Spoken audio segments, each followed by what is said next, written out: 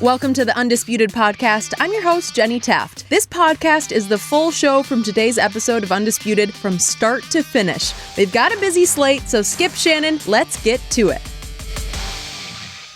Welcome to Undisputed. We are live from Los Angeles. I'm Jenny Taft here with Skip Bayless, Shannon Sharpe. Good morning, guys. Good morning, Jenny. Like the blue. Thank you. How you doing, Skip? I hold in my hand all the answers to all the questions that you will have no answers for. Sorry. Wrong. Yeah, That's the I thing. got them all. Teacher- The winning hand is right here. Teacher give you an open book test and you fail it. Really? Yeah. Want to compare grades? Yeah, I've been working. Can you tell I've been working out lately? Look at that. Yeah. It's a little tight. I know. Somebody needs a little diet. Yeah. I don't know. Maybe somebody needs to cut back on the calories I a did little for bit. bench 405. Really? Yeah. And that gets you where? I don't know. I'm thinking about making Okay. it. Jason Witten could come back. 405. I can outrun Jason Witten. Well, Sunday I ran 8 miles, about 7 minutes a clip. You want to go? No. Want to go? I'll be there. I'll be Okay. in my truck. Okay. Good news, I have done nothing lately, Okay. but I'm glad you guys have. On today's show, why does everyone keep disrespecting Dak Prescott? And Freddie Roach will be in studio with us to talk about a possible Pacquiao-Mayweather rematch. That's coming up, but we are going to start with the NFL. Aaron Rodgers is the best quarterback in football. That is according to 55 league execs and coaches who were interviewed by The Athletic. An anonymous defensive coordinator said, quote, Rodgers is the only one that can do everything with the least talent. He's followed by Tom Brady. One defensive coordinator asked, quote, at the end of the day, would you like that guy running your team? Hell yeah. Drew Brees was ranked third and Patrick Mahomes fourth despite being the MVP last season and throwing 50 touchdown passes in his first season as a starter. So, Shannon, Yes. how would you rank these quarterbacks? I would have my homeboy, number one, Skip. Really? Because I believe he and Peyton Manning are the only two guys to go 5,050. 5,000 passing yards, 50 touchdowns in a single season. He just had one of the most unbelievable seasons for a quarterback, and as Jenny mentioned in the read, in only a second year starting. Prior to that, he only had one start, and that's why it made it very easy for them to move on from check down Alex, Skip. His arm talent is unbelievable. There's not a throw that he can't make, and when he breaks the pocket, he can throw. Very few guys can break the pocket and throw the ball over your head. He can break contain and throw the ball over your head. He can fit the ball into small windows. He's very improvisational. We're going to talk about this a little later with the Brett Favre stuff because he'll attempt stuff. No, the quarterback, the play that we're running right now where he throws the ball with his left hand. He's rolling to his left. He's a right-handed quarterback. He changes hands and flips it to Tyreek Hill. I don't even know if there are very many quarterbacks who would attempt that, let alone that could pull it off. And so with that, and you look at, even in his losses, Skip, you don't expect to score 51 points and lose, but he did. He scored 40 points, and they lost. He scored 31 twice, and they lost. In his 5 losses, he averaged scoring 36 points a game. And nobody threw the ball down the field more than Patrick Mahomes. So with that being said, Skip Bayless, I have my homeboy number 1, Aaron Rodgers number 2, and I have you go Tiny Tom. What's his name? Tiny Tom Terrific. Number 3. Tiny Tom, the guy who's 6'4". I don't get up about that. I'm just saying my homeboy should be number 1 coming off the season in which he just had. He just proved he's the baddest man going right now. Really? Yes. And he won how many playoff games? He won 1. Oh, he did. He won 1. Yeah. That's right. And then what quarterback beat him twice? No. Beat his. See, there you go, Skip. He scored 31 and 40, so he scored an average of 35 and a half points, and he lost both games. And if you don't mind me asking, Skip, was he on the field when Tom Brady did what he did, or was he on the sideline? Okay. You know, this whole notion just wears me out. Why did it wear you out? Because it is a sad joke that all of these ratings don't have Tom Brady number 1 because your eye test should have told you last year he is still easily the best quarterback playing the game. We're talking about actually playing the game of football. Who continues to play it at the highest level, deepest into the playoffs?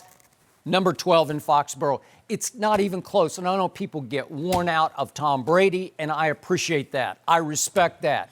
I honor that.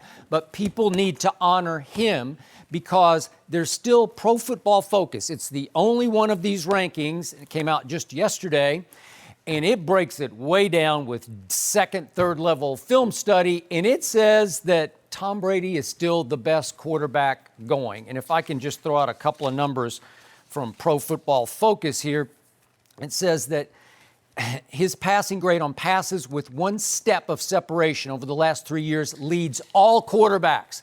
So it's deadly accuracy. If you have 1 step of separation, he will hit you in the hands and it will be caught. Jimmy throwing to running backs and Julian Edelman. All right. Does it work? Yeah, it really works because he won another Super Bowl, his 6th just last year. And here's another note from Pro Football Focus. He picked up his biggest chunks late in tight games. That's over 1,000 yards passing on just 107 attempts. That's 10 yards completion per attempt. That led all quarterbacks in clutch time throws last year. Led all quarterbacks who qualified in clutch time throws. 10 yards per attempt from Tom Brady. Does clutch time matter to you, Mr. Sharpe? I probably think it does. So my biggest problem with Patrick Mahomes What is it? It's what I read here in Mike Sando's breakdown in The Athletic. There were 7 who placed Mahomes in the second tier, and they wanted to see him do it again. Just do it one more time, because he did it once. Okay. Way to go. Okay. You took the world by surprise and by storm. I'll give you that. So is that what we're doing now? Well, let's see if he can do it again before we rank him the best quarterback in football. You're leaping on the bandwagon that you didn't build before the draft because you did not see it coming. If you had said before the draft, the best quarterback in this draft is the guy that Andy Reid stole, then I would give it to you. But you didn't tell me that. I told you Baker Mayfield should be the guy. I said it before the draft. I told you Kyler Murray was coming, who was going to win the Heisman, and he was going to be the first overall pick, but you didn't listen to me.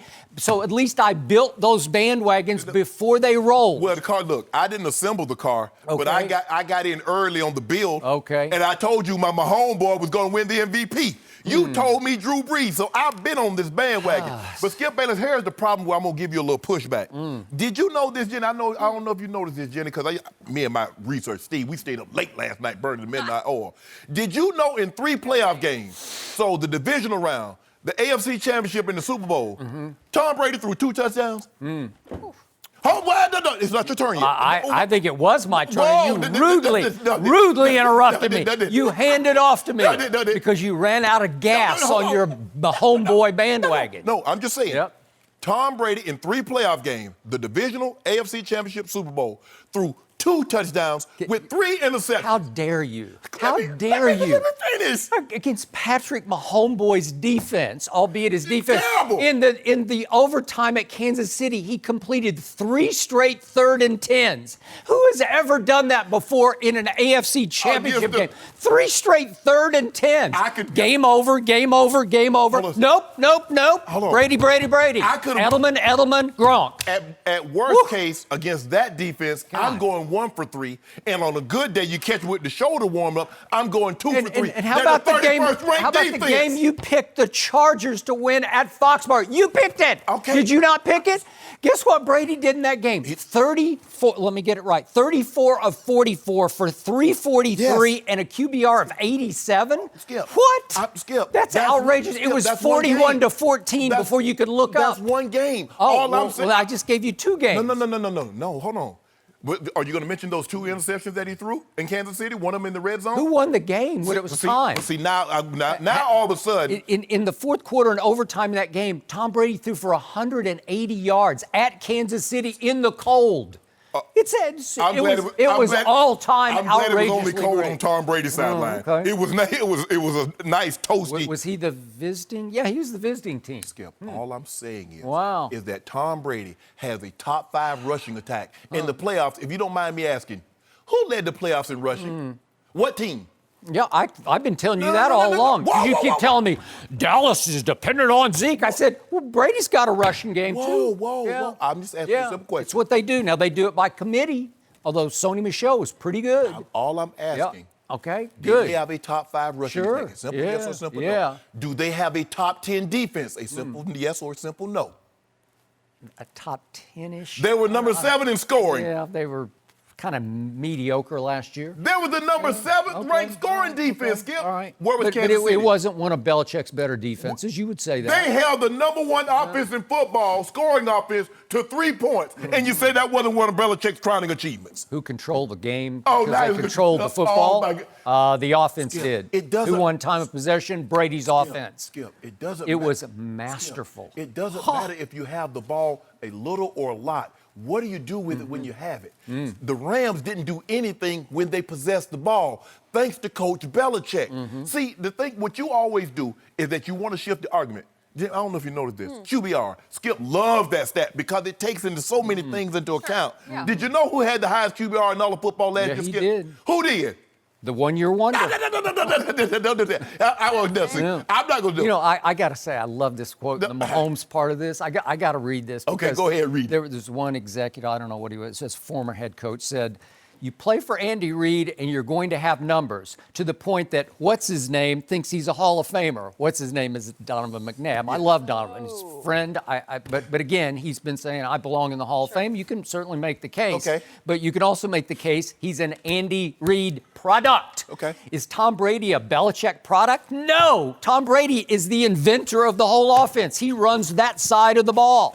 Right? Let me ask you a Is question. Belichick an offensive guru? I'm just No. asking you a question. Okay. If I take Drew Brees, I take Aaron Rodgers, I take my homeboy, I take Ben Roethlisberger, and I set them in New England with the number 1 playoff rushing attack, a top 5 rushing attack, Coach Belichick and a top 10 scoring defense, 18 of the 20 seasons which excuse me, let me take that back. 17 of the 19 seasons in which Tom Brady's played, do they do less? Oh, way less. Oh, my goodness, stop This guy is all-time clutch. He's the clutchest performer I've ever seen, including Michael Jordan, and I tell you that only because he's had so many more opportunities on the biggest stage in the sport than Michael had in his sport. Skip, this is not to diminish anything that Tom has done.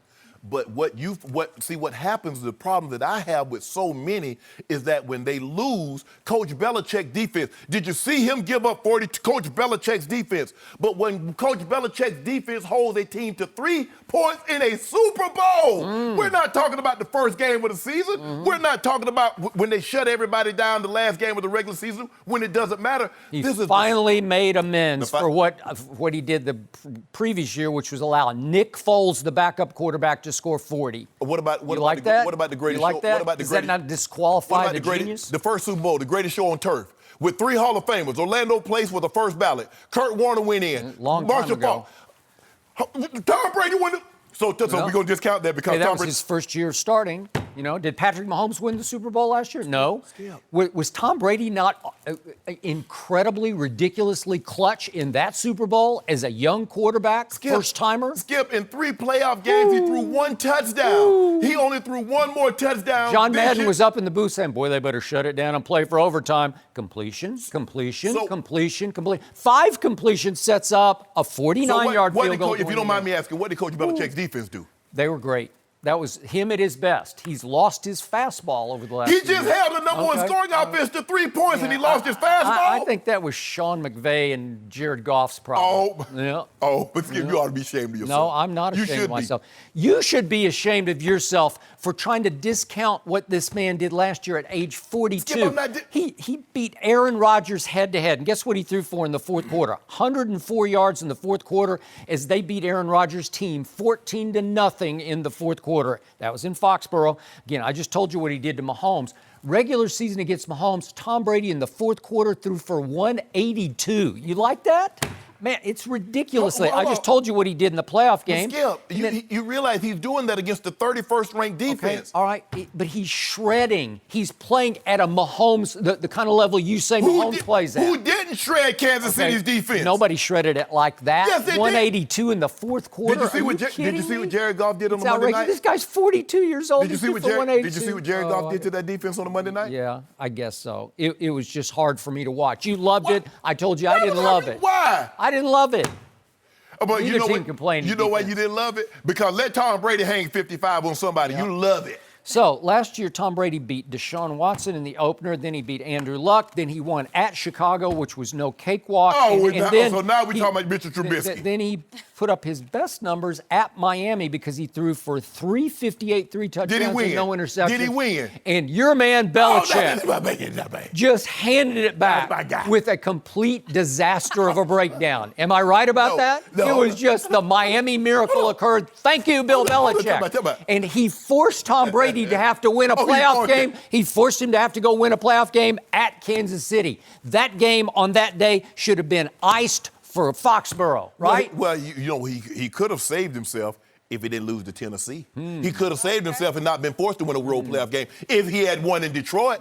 So was that Coach Belichick's fault? But he got him right back in position to have home field throughout the playoffs, and Bill Belichick spit the bit. He spit the bit. He gave up 10 points in Tennessee. And this brings us back to Aaron Rodgers, who is he has become the most overrated quarterback in football because he's number one on this list. What did the exec say? I'm sorry. What did the exec say? Okay, well, that's interesting you bring that up because the first quotes that Mike Sando uses here are all negative quotes. Sure. It's like he's backing into the fact that, well, he says that 2 of the voters even placed Rodgers in the second tier, and that's the first time Rodgers received a second-tier vote since 2014 when he was coming off injury. Well, let me ask you a question. How many tier 2 votes did Brady get? Well, we're talking about Aaron Rodgers now, so you're interrupting Okay, the my bad. flow because you're trying to distract the audience from the fact that we talked about the Madden evaluators yesterday, and they rank Aaron Rodgers as the 7th best quarterback in football because he has declined over the last 3 years. His completion percentage and QBR have dipped, and dropped over the last 3 years. If he just checked the ball down like that, he'll be right back up in the 70%. So here's the first quote I read from a GM who did nonetheless place Rodgers in the top tier, but he said, you see the body language, and then you realize the heroics come when there is nothing to lose. Because last year they lost and lost and lost. They went 6-9-1 last year, so all of his heroics came when it was basically meaningless. So open it.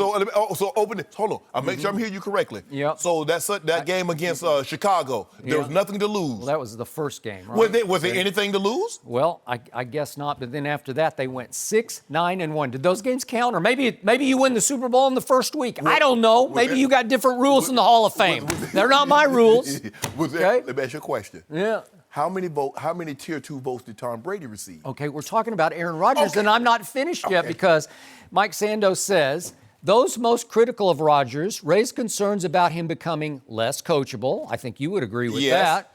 Failing to get Green Bay into the playoffs. I think everybody would have to agree with that because it's just a fact. Yes. And losing some dynamism through cumulative injuries. Yes. They build up and they tear you down, and you can't quite get it back, and you can't quite get it back. Are we seeing him slowly declining at a much younger age than Tom Brady is? But you can't say that, Skip.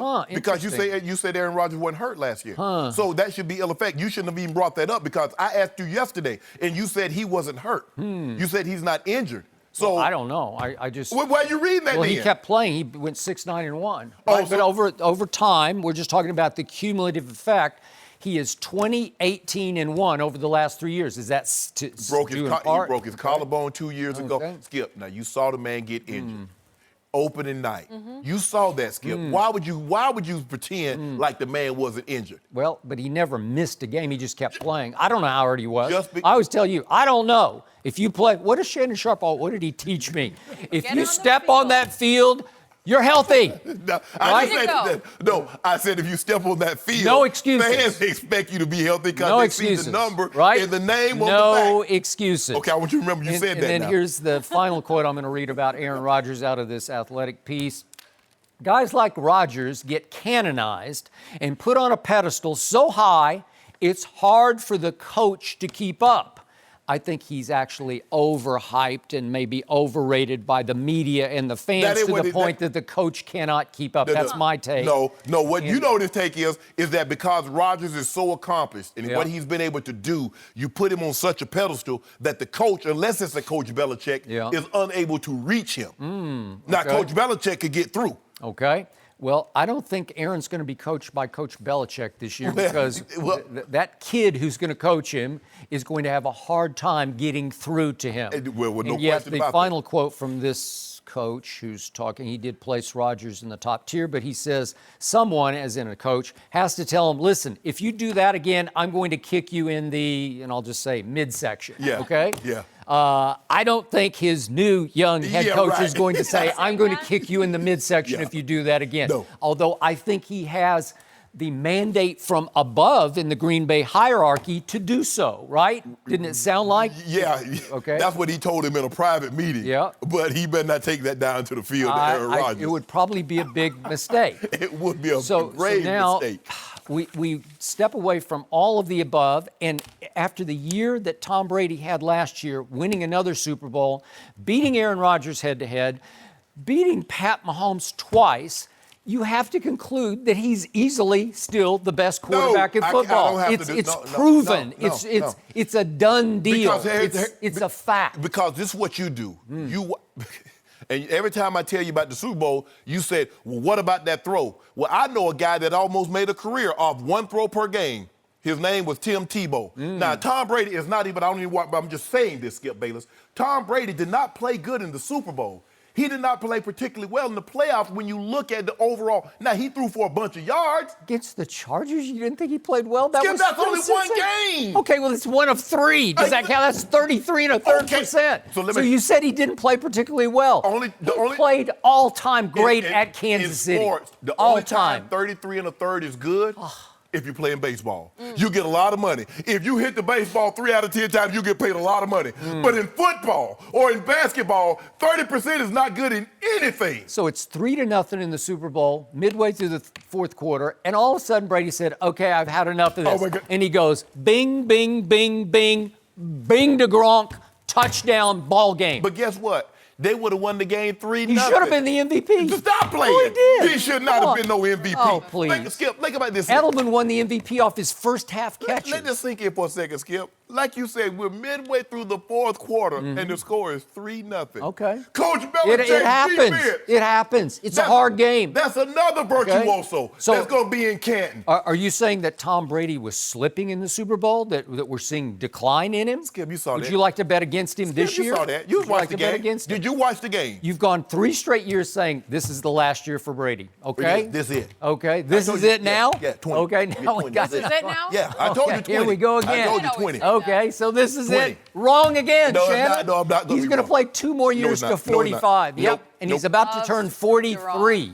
Oh, I feel like we could talk about this all day. No. We could stay on this subject, but we've got to move on. Are we headed for a Mayweather-Pacquiao rematch? Yep. We'll discuss that next. Yep. Don't forget, you can check us out every day on the Fox Sports channel on SiriusXM. We'll be right back.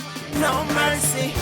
Manny Pacquiao won the WBA welterweight championship on Saturday night at the age of 40, and now people are talking about a possible rematch with Floyd Mayweather. But Floyd is 42. His last official fight was back in 2017. His first fight against Manny was 4 years ago. Pacquiao's trainer, Freddie Roach, will be here in studio with us later, and he said, quote, "We're not just fighting for fun, so if Mayweather comes around, great." Shannon, if the money is right, should Floyd take a fight against Manny? Yes. Really? He should. Really? Yes, Really? and he would. Wow. Look, we know this is why Manny wants to try to avenge what he think was a wrong. He believed in his heart. 3 people, Manny Pacquiao, Skip Bayless, and Evander Holyfield, believe that Floyd Mayweather won that fight. I mean, not Floyd. Manny won the fight Maybe against Floyd. Freddie Roach. about We'll Freddie? find out. Okay, We'll find out. Well, We'll So ask we him. know 3 for sure because they've gone on record Okay. to say that Manny won the fight. Look, yeah, sure, he wanted to get 50-0 because Rocky Marciano, I think, if I'm not mistaken, was 49-0. And 50-0, he gets to say, I'm the greatest of all time, I'm a retired champ, undefeated. But the one thing that we know about Floyd, Skip, is that he loves money. He does. He loves what money, not only having it, but what it can do, what it can possess for him. The watches, the homes, the jets, the cars. And I believe, and everybody says, I ain't watching it. I saw it last time, it was a bum. I wish they had fought. Guess what? Everybody's going to line up again and pay $100 and $110 for high def to watch Manny Pacquiao, 40-year-old, 41-year-old Manny Pacquiao, possibly fighting 43-year-old Floyd Mayweather, Skip. I am with you on that. Everybody says they're not, but they're going to, guess what? They're going to get it. Yep. And And guess what? Let's just say for the sake of argument, this happened. Manny won. Guess what that means?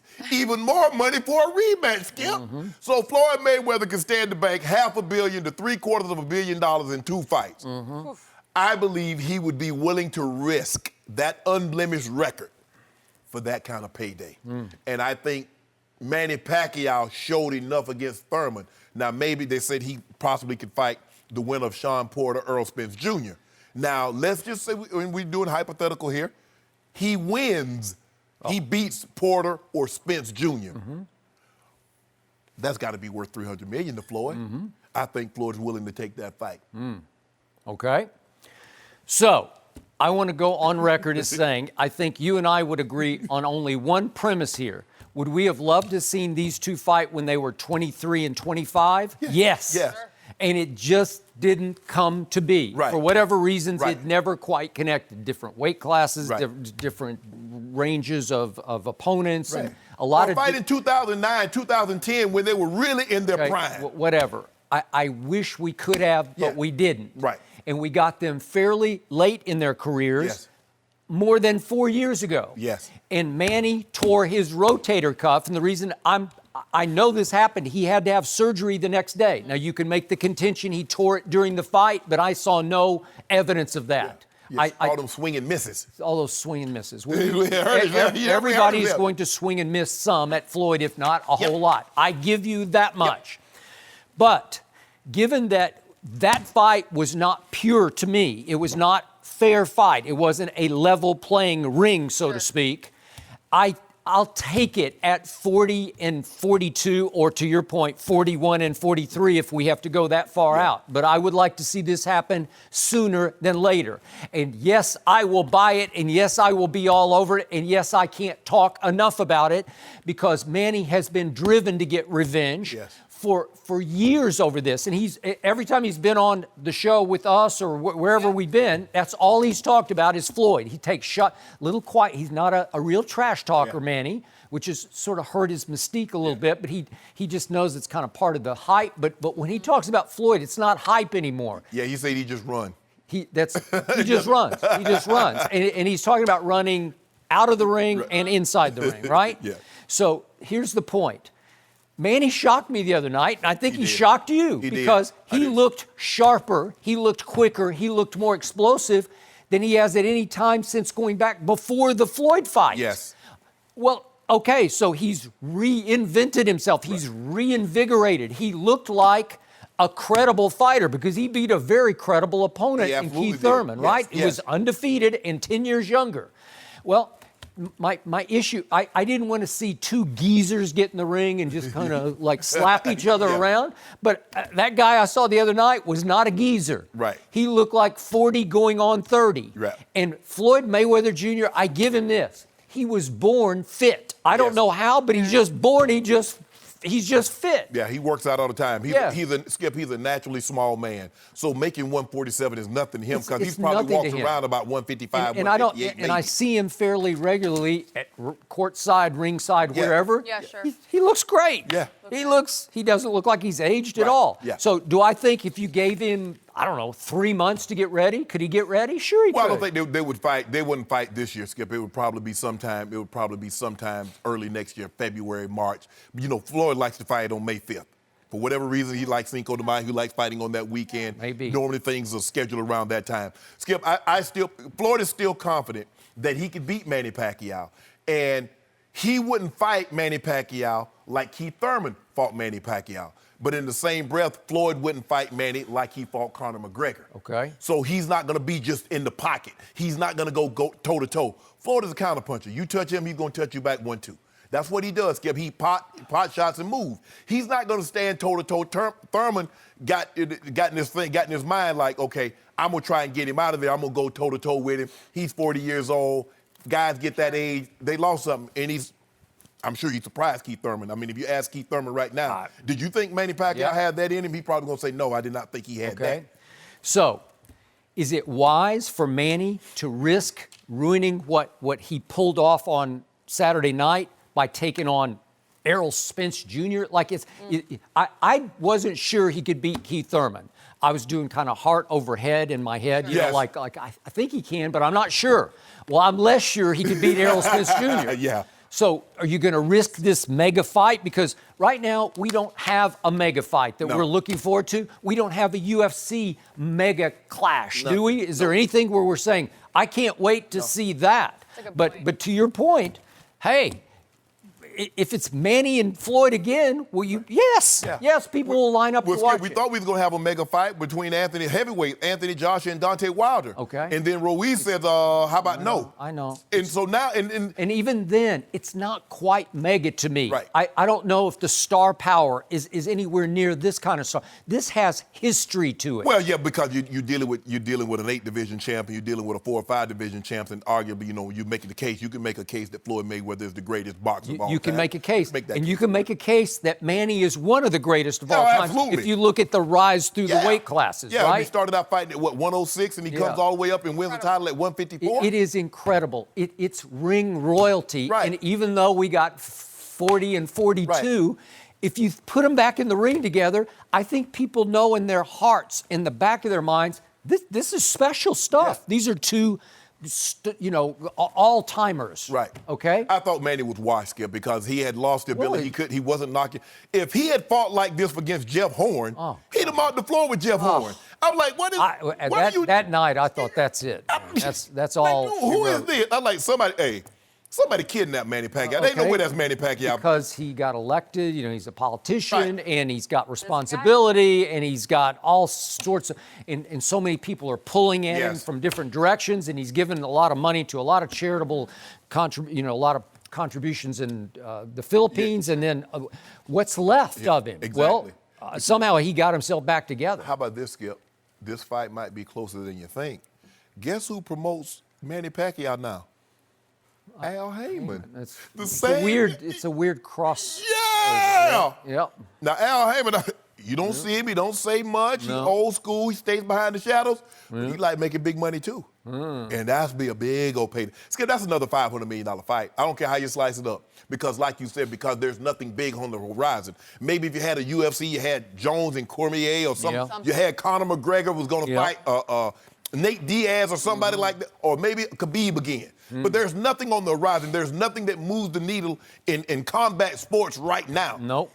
As old as these two guys are, they still move the needle more than anybody else. Just remember this for perspective. We just talked about him in the top of the show. Right. Tom Brady is about to be 43, and he is still, in my eyes, the best quarterback in football and the reigning Super Bowl champ. So if he's 43, it sort of brings 40 and 42 into some perspective, right? But you know the thing, but see, what scares me about Floyd, Skip, is that as we age, our reflexes, they start to dissipate.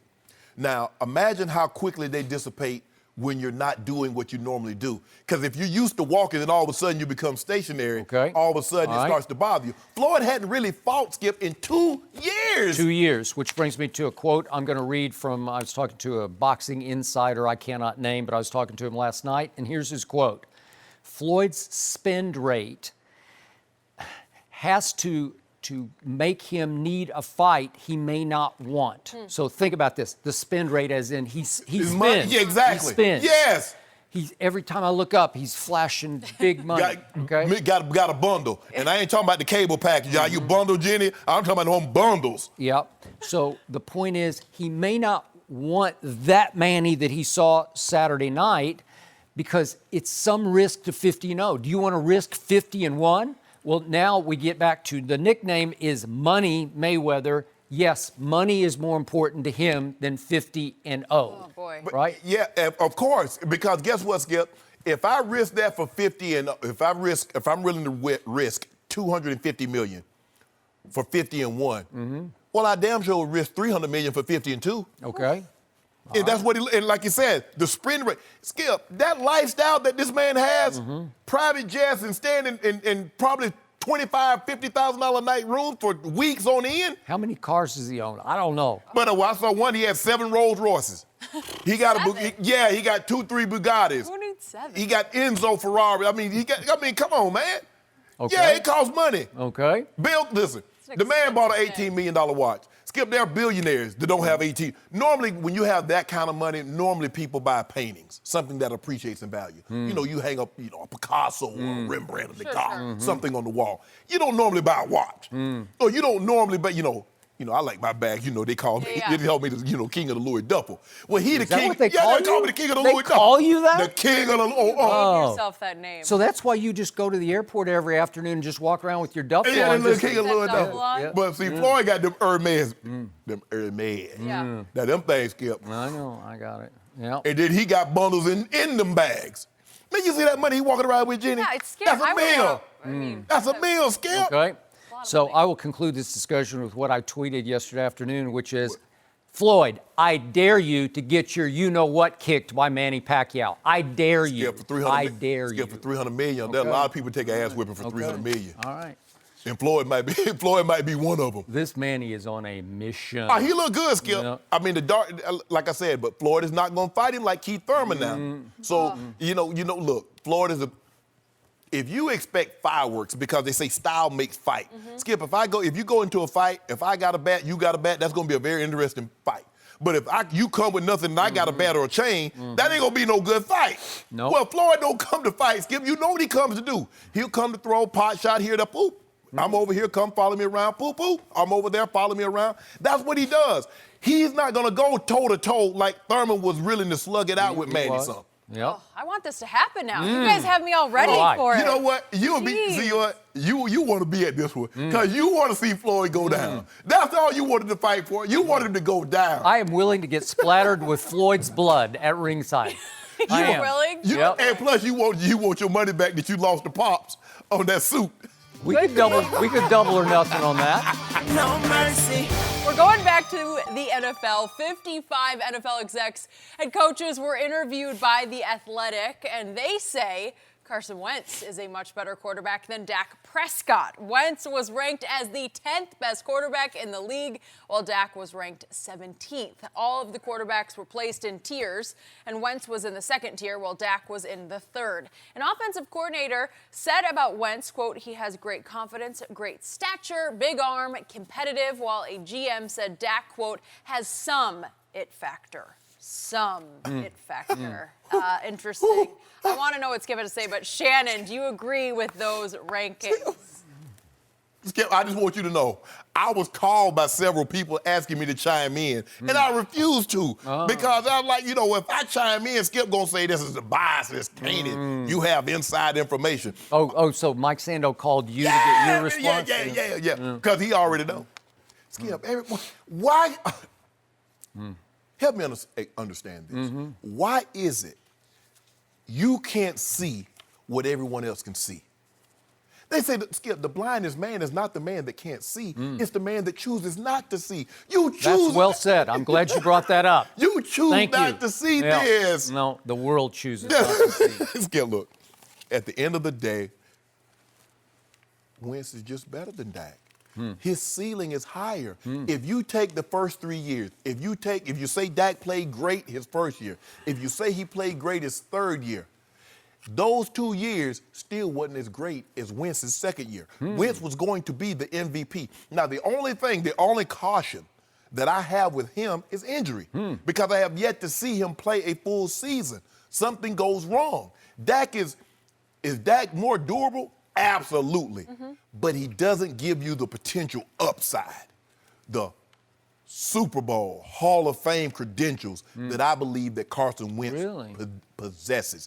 And when you hold Zeke, what do you think Zeke thinking about Dak? Yeah. No, why do you think Zeke is... Zeke's holding, I got you. Yeah, why do you think he's thinking about holding out? Because he knows you can't go nowhere without me. We don't know that he's thinking about holding. I believe he will. Okay. I need to get in touch with his dad, tell him make sure he holds out. But anyway, Skip, here's you the do. It's your only hope. Here's the thing. Dak had an opportunity for 6 games to prove that, you know what? This offense does not run through Ezekiel Elliott. I am the big dog. I'm the lead dog in the sled. You know that Rod Skip. You got the lead dog. And once you be the lead dog, they can never put him back in the pack. He either leads or he goes back to the shed. That's what Dak had an opportunity to do. Why couldn't he do that, Skip? When are you talking about? In 2017, when Ezekiel Elliott was suspended. I was thinking about when he finally got a receiver last year. Did he have a receiver in 2017? He had Des Bryant. You had no use for Des Bryant. You know who else did he have? Nobody. Hold on. Nobody. Did you notice that in all those great when Amari Cooper took off when he got with Dak, guess what also took off? Zeke. Career high catches and rushing. Did you notice that? Led the league in rushing again. Did you notice how it coincides? The guy who took off was the quarterback. Skip, do you notice how it coincides? Lead the league in rushing, yep. we win the division. First year. Who led the league in rushing, Skip? I think it's about to be my turn. It's your turn. Take it away. So I really appreciated this athletic breakdown because for the first time we got some objectivity about Carson Wentz, or as I call him, Wentz, is W-I-N-C-E, because he makes me wince every time he drops back to throw. So here are a few of the quotes that I read, and these are anonymous quotes, but a defensive coordinator said, I just don't know his ability to read it and have touch passes. He can throw hard balls in there, and he has a super strong arm. I do not yet know if he has the touch and the feel to ascend. Where have you heard that, Mr. Sharpe, from this side of the table from day one about Carson Wentz? Next quote from a coach who studied the Eagles this offseason. He's damn good and he can run, but he does not play with a calm to him yet. Calm, as in C-A-L-M, calm. What have I told you from the start about Carson Wentz, whose bandwagon you attempt to drive? Deer in headlights. He makes me nervous watching him, and I'm rooting against the Eagles. When he drops back, it's like, I think I might throw it over there as hard as I can throw it. And maybe they catch it, and a lot of times they don't. And he holds on to the ball too long, and he takes too many shots, and he has been beat up. And I'm knocking on wood for him because God bless him. I hope he makes it through this year unscathed. But the final quote that I will read, this one from an anonymous evaluator, Wentz just got paid. So if all of a sudden they go 7-9, which I think is a distinct possibility, it is going to be, wait a minute, about Carson Wentz. I think he needs to reconfigure how he plays, meaning he better start to protect himself a little bit more in the pocket. All interesting, and by the way, the NFL Top 100, they just released 100 down to 90 this morning, I believe it was, or maybe it was late last night. And Carson Wentz has plummeted from 3rd in the rankings a year ago to 96th in the rankings. So he was hurt. And by the way, I don't know how this happened, but Dak Prescott outplayed him twice this year. I don't know how, but he did. You know what, Skip? I love see Jenny, this is what I like to do. I don't really like to read anonymous quotes, but you want to read everything they had to say. Well, let me read something what they had to say about Dak Prescott. Some of these anonymous... Wait, I thought it was my turn. No, you tried to stall me out. I just barely got started. No, you tried to stall me out. Would you read the first quote, please, about Dak? Are you going to read the first one? No, you skipped to the second page. Whoa, let me... Hold on. Can I make my argument? Okay. I mean, you look here. If we're in courtroom, you can't tell the prosecution or the defense, well, I think you need to start there. Can I start here? Well, you should start from the start of the article. I don't know. I should be able to start from where I want to make my argument. One of these anonymous execs says, I think when it comes down to it, his accuracy is going to limit him because there are 3 or 4 throws a game you miss. Time out. I must interject. He is, that guy's a fool. And there are a lot of fools quoted in here. That guy's a fool. This is the quarterback who set the all-time record for accuracy in his first 3 years in completion percentage. Nobody in the history of the National Football League in his first 3 years of playing quarterback has been more deadly accurate than Dak Prescott. Thank you. Go ahead. Make him look like a fool. Go ahead. Read some more foolishness. If I'm not mistaken, very good friend of mine. Been knowing him a long time. Okay. We happen to be Hall of Fame teammates. Troy Aikman said the same thing about Dak's accuracy. But we're going to keep on. But hold on. Another GM says, I think he's a classic 3, which is a tier 3 skip. A high 3, where he needs really good people around him. When he's got a receiver, he's better. When he has that running game rolling, he's better. He's much better. And play action is very, very important to him. Okay, now let us go back to the top of this section of the story and let us read another. It's a longer quote, but it's the best one because it is the most insightful quote about my guy, Dak Prescott. And this comes from veteran personnel evaluator. Here we go. Fool. He's a fool. Time out.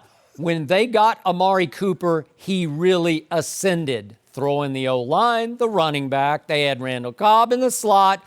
And I think tier 2 could be the low number. I could see them winning 12 or 13 games. You got that right. And having people come back next year and saying, oh, maybe he's closer to a 1.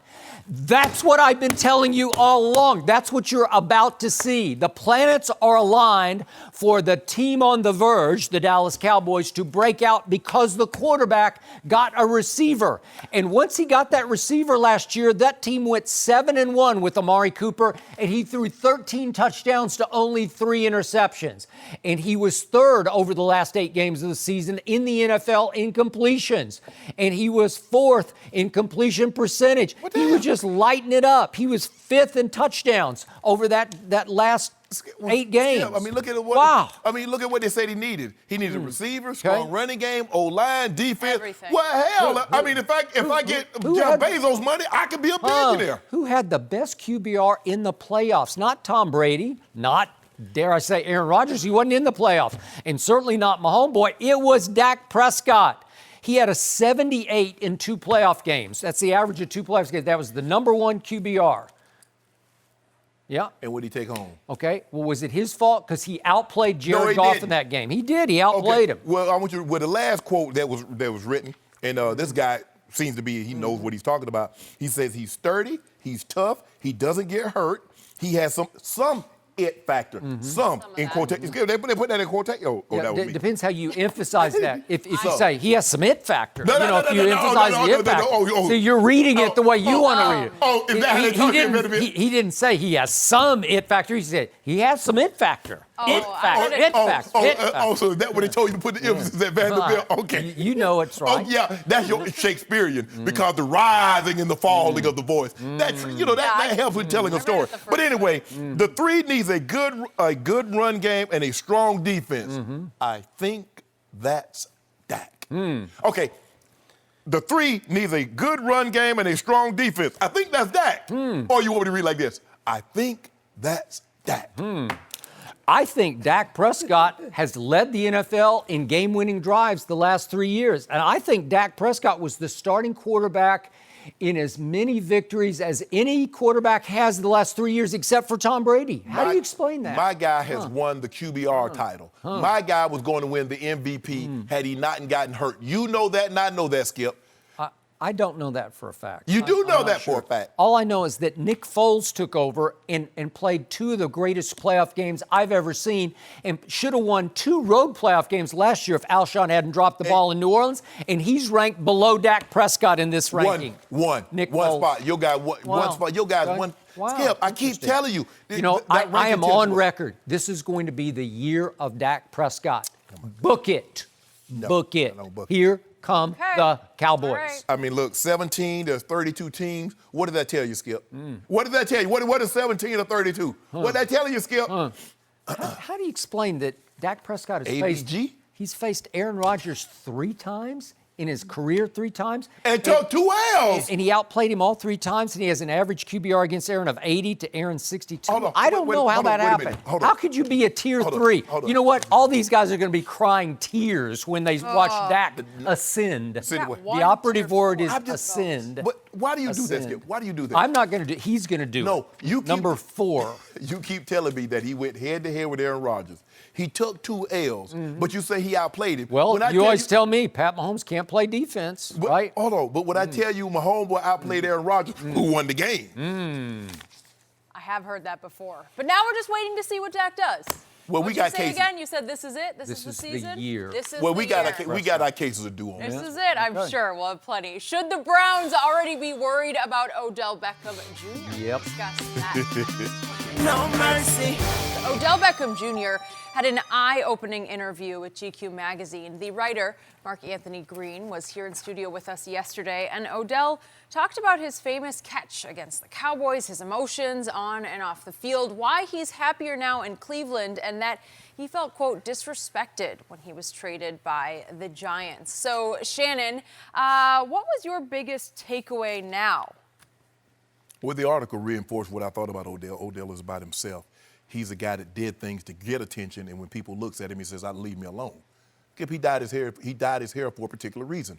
He got all these tattoos. He dresses a certain way. I have no problem with this, but don't tell me you don't want attention. His behavior.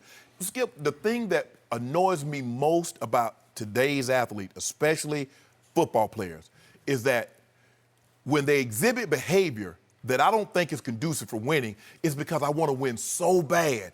So let me get this straight. Shannon Sharpes and the Elways, the Aikmans, the Deion Sanders, they didn't want to win. This winning thing just came along when you guys came along.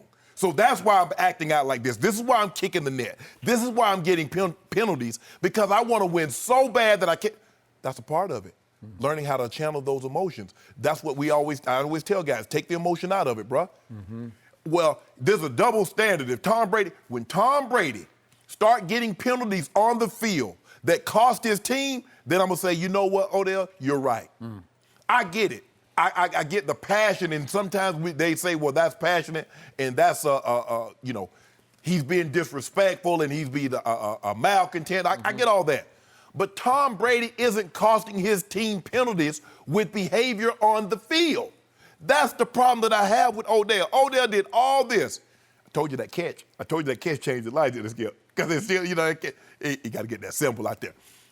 The fact of the matter was, Odell's life changed once he realized everybody was talking about how he went from 100, and he mentioned in the article how he went from 100, this many followers, then he had 100,000, and then 200,000.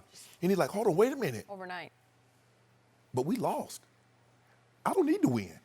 I can be me, lose. But then he said in the article, the haters all said, yeah, but you lost that game. Well, yeah, you did. Skip. And that's another thing, and I tell people this all the time. So now, telling the truth is the new hate. If you tell a person the truth, oh, you just hate. Nah, bruh. You lost. You did lose. It was an unbelievable catch. Remember, I've always coined this one. Two things can be true. That was a hell of a catch, Odell, but you did lose that game. Both things are true. It's true. Skip, I didn't learn anything else. I mean, he poured his soul out. Skip, I don't care. I don't care about you going to concerts. I don't care about you going to Paris. I don't care about you going to Vegas. All I'm going to do is talk about your behavior on that field. And your behavior on the field is not conducive to you winning championships. Okay. So before I unleash on all this, I want to thank once again my friend Mark Anthony Green for joining us yesterday. And he made it very clear, again, as the writer of this piece and the interviewer on this piece, that GQ wanted to give Odell the platform to speak his heart and mind without threat. You know, where it was straight, it went in a straight Q&A. Right. There was no, let's put this in context or whatever, or take it out of context. Right. It's just boom, boom, boom, boom, boom, boom, quote, quote, quote. Right. And I think Mark warmed him up and got him in a place where he showed you exactly who and what he is. Right. For better or for worse. Right. And you think probably for worse, and I'm with you on that, because I'm going to say this one more time. Odell, to me, is the most gifted all-around athlete I have seen since Deion. Now, we can go back to Bo, and then we can go back to Mickey Mantle, or whoever you want to go to. Right. But the point is, on all-around gifts, because when I saw him hit a baseball, when I saw him swing a golf club, it's shocking how it's just, thank you, God. Right. You know, you got this. Yeah. You've got this. And obviously, he can be a game breaker at the highest level. Absolutely. When his mind is right and he's in sync and in groove, he's devastating. And maybe Baker Mayfield will be just what the doctor ordered to keep it, kind of snap him out, keep him focused on playing football. But my biggest takeaway was that he has become beyond Terrell Owens as the biggest wide receiver diva this game has ever known. And as you well know, unfortunately, this is the ultimate team game. Yes. It's the only way to win is to have a unified team. The only way. And that's why I defended you to Mark Anthony yesterday, because you played a dependent position. Absolutely. All tight end. Yes. And yet I regard you as one of the greatest leaders, right up there with Ray Lewis, in the history of your game. Okay? So you did it. You had to sacrifice some for the good of the team. Yes. And when it was time to make a statement that brought the team back together or to shut the locker room doors and say, this is going to be this way. Correct. You took on that responsibility Absolutely. that I don't think Odell has even thought about taking on. No. Because his perspectives are all warped to me. They're all out of kilter. They're all out of line because Mark Anthony asked him at the end of the piece, well, how many more years? And he said, well, I'd like to go 10 years or until I catch Jerry, till I pass him. Okay, Jerry Rice has 23,000 yards. Odell's biggest year yet out of his 5 was 1,450. So if he has, it would require 12 plus more seasons of 1,450 for an injury-prone wideout to pass Jerry Rice. Well, that means you've just lost all perspective. That's not going to happen. You're so far behind already. You're not going to be able to. You'd have to play 12 to 15 more years, and he's not going to play that many years because, God bless him, I'm knocking on wood, I'm afraid he just won't last that long. Skip, I want to know, when did he feel the Giants were holding him back or he couldn't be himself? Was it before or after he signed that $90 million contract? Because when I look at it, Skip, you tell me the occupation that they pay you more and expect less of you. I thought when you move up the pay scale, they expect more. To whom much is given, much is required. So Odell thought they were going to give, you know what, Odell, we're going to give you $90 million. And we're going to even take the reins even more off of you. We're going to let you do even more. Eli, when's the last time you heard a teammate say Tom Brady's antics are unacceptable? You heard Eli. You heard the owner. John Mara said it. I'm tired of, I want to talk about him in football, not his off the field, not his behavior on the sidelines. I want to talk about him making plays. So that bothers me. And every time, he just wants to win so bad. Winning is not new to these athletes. So stop saying it. You're not fooling anybody. You're selfish. What you're upset about is that you saw Julio go get 250 and you ended the game with 75. That's what you're upset about. Everybody, I don't care about numbers. As long as we win the game. As long as we win the game, Skip, and I get 10 for $150 and 2 touchdowns, I'm happy. But I'm not going to be happy if I get 5 for 64 and we win the game. So they stop it. See, the thing is that they try to fool, to the casual fans that didn't play the game, I like to think, I was okay.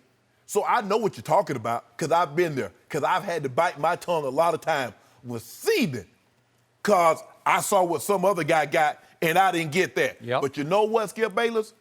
Bite your tongue. We won the game. Everything's okay, and keep it moving. And when your time comes, make it happen. He mentioned, they only threw him 7 balls. At Green Bay. At Green Bay. Yeah, but he threw 4 back at him. Okay, so what are we going to do about that? Keep throwing it to him. Well, hey, we got to give somebody else an opportunity. Because we threw it to him, but what'd he do? He put it on the ground. He dropped a 3rd down pass in the first drive, and then he dropped one in the back of the end zone. Okay? And Eli said, that's enough for you. Okay? So, I mean, at some point in time, should we try Sterling Shepard? Should we try somebody else to try to get them involved? Yep. So my favorite loss of perspective quote in this entire piece was the one when Odell was trying to make the case that he is a good teammate. And he said that when he gets free stuff, he makes sure everybody gets free stuff. So he said that he made sure that his teammates got 100 king-size mattresses. And Mark Anthony asked him, well, how did they get? He said, well, I had them all at the facility, and I just said, you can just take it home in your car. No, you can't. You can't take a king-size mattress. Going through the turnpike. How are you going to get it in your car? The Caspers are the ones that are in a box. Oh, okay. So it's like part of this. That's why. So they're boxed up, and then you open it, and it expands. Well, can you get it in your car? Let me ask you a question. I think so. Could he have just sent it to their home? Yes. that would probably cost him. I mean, right? He was also making the case that he says, have the Giants paid for my off-season place in L.A.? No. Did they pay for the dogs I had to put in the kennel in the off-season? Well, that's not how it works. They gave you $90 million, right? You man, hold on, wait a minute. Hold on, time out. So he expects, so let me get this straight. I'm going to give you $90 million. But I'm going to sit you up in there. Oh, you want to train in L.A.? I'm going to get you a place in L.A. I'll get you a place. Okay, you need to kennel your dog? Okay, we got that. We got that. So what the hell what the hell you doing with your money? I don't know. I know you've got a deal like that here. You get your dogs kenneled when you go out of town. No, I have to pay, and it's very expensive. I pay like $300 a day. Yeah, the house houses are set. expensive. They are, but they don't go. They don't. Those are my kids, and I treat them as such. Yeah. Well, you should. So, but Skip, Odell need to stop. Odell really need to stop. I mean, he done did everything he possibly could to garner this attention, and then when people, once they start to look at it, leave me alone. Bruh, you got frosted tips. You got your whole body is a sleeve now. And the way you dress, I got no problem with none of that. But you can't say, well, I don't want any attention. Okay, so I think maybe 20 years from today that there will be another big piece, might be a GQ cover story in which Odell says, I wish I'd known this, this, and this. I regret I did that, and I didn't because I never fulfilled my, whatever. I hope he finds the peace and Yep. the solace that he's looking for in Cleveland. I don't care what anybody says. Cleveland is not his first, second, third, or fourth choice. No. Baker might be. We'll see. Yeah. Reunited. Well, I with do believe he has a Jarvis better Landry. quarterback Yeah, situation. yeah. But either way, I mean, he's still looking for his first playoff win of his career. So at some point, you still got to perform on the field. Well, he can if catch you Jerry, are though. Making that kind of money. He gonna catch Jerry. He's gonna catch him. Forget Jerry and You got Ted big goals. Super Bowl rings. Forget those. We want them yardage. We want that yardage. Well, Tom Brady is about to be 42. We talk about his Look age at a you. lot, but is he still the best quarterback in the NFL? Rob Parker answers that question next. No mercy. We're going back to the NFL, where Aaron Rodgers is the top-rated quarterback in the game. According to 55 league execs and coaches who were interviewed by The Athletic, Rodgers finished just ahead of Tom Brady, who is coming off his 6th Super Bowl title. The quarterbacks were all ranked in tiers, and one defensive coordinator favored Rodgers, saying, quote, Brady makes tier 1 decisions, but cannot carry the team in the same way. New England has the system and the running game, but all the other quarterbacks on that Packers team, and who do you think would succeed? Not many. We're joined by Rob Parker. So, Rob, the question today, who is better right now, Rodgers or Brady? Good morning, and this is directed at Skip Bayless. Good morning. Skip, you know it's a landslide. It's not even Landslide? close. A landslide. Buried under it is Aaron Rodgers. No, it's Yeah. not. And you know this. Did you watch Tom Brady in that Super Bowl number 6? Oh, boy, we He did. was so I didn't bad. see it. Did What you- happened? Who won that you- game? no, I'm Help not- me that's out. not who won. Who should have been MVP of that I'm game? Help asking me out. you. You know what? They couldn't even give him fudge it and give him the MVP. Couldn't. That's how bad he was. And even though he had a big fourth quarter with a couple of throws, I'll give you that. But no touchdowns, a fumble, a pick on his very first pass of the game. He looked all the part of a 40-plus-year-old quarterback. And any executive, any GM, coach cannot look at those two and go, this is not a Lifetime Achievement Award. If it's a Lifetime Achievement Award, I get the Brady pick. That's not what we're talking about. The only thing that has derailed Aaron Rodgers is his health and him being hurt. When he's healthy and he plays, he's as good as anybody we've ever seen. You see this, Skip? How many Super Bowls has he won? No, I'm talking about how he plays. There's a lot of other factors that go in. Okay. This is the record book right here. And Aaron Rodgers is on most of these pages when you talk about quarterback. All right? Yeah. That's how great of a quarterback. He has the greatest quarterback rating of any quarterback. Skip Bayless, did you hear that? Any quarterback who has ever played in the National Football League. Not for one season, not for his entire career. Better than everybody. Touchdown to interception ratio. 4-1. 4-1 by far. Brady's like 2.5 to 1. It's not even close. In the games Aaron Rodgers has started the last 3 years, he's 20, 18, and 1. That's barely above 500. That ranks 20th among NFL quarterbacks. 20th. Are we talking This about is complete transcendent. team? And if you know this, if you look at the Packers over the last 10 years, they've had nothing but holes defensively. This guy has had to overcome. The only reason they're in the mix every year and why everybody always considers them a threat is because of number 12, and I'm talking about in the green. That's Nobody the only considered rean them why. a threat last year. They and missed if you the were playoffs. picking a team, They went 6-9-1 you last were picking year. a team, you would take Aaron Rodgers 10 out of 10 over Tom Brady. Tom Brady To is start old. this year? To start this year, I would 10 out of 10 take Tom 10? Brady. No, you would not. He's old. He's washed up. And did you see the video on Instagram? Wait, did you about just him and say his he's daughter, washed up? Him and his daughter jumping off the cliff. I've been telling Oh, you he well, was then going to that- fall off the cliff. That's it. All these It years. fell and off the cliff. finally, That was I the got cliff? proof of it. I saw it on Instagram. I'm sorry, I have to jump in. Go ahead. Tom Brady was washed up last year when he outplayed Aaron Rodgers head-to-head in a regular season game in which, in the fourth quarter, right on time, Tom Brady threw for 104 yards, and New England won the fourth quarter 14-0. He was washed up last year when he beat Patrick Mahomes head-to-head in Foxborough by throwing for 182 yards in the fourth quarter. He threw a game-losing pick that was called back. Oh, really? I don't remember that. Do you remember that, Shannon? I do. It was a game-losing pick. Okay. And then all he did was he was forced to go to Patrick Mahomes for the AFC Championship game in the cold in his house. And in overtime, he faced 3 straight 3rd and 10s. And he went 20 yards, 15 yards, and 15 yards. Edelman, and Gronk to win the game in overtime because he was washed up. And last year, head-to-head, he beat Deshaun Watson and Andrew Luck, washed up. I don't know, washed Did up. you watch and he the beat Super Kirk Bowl? Cousins. Did you?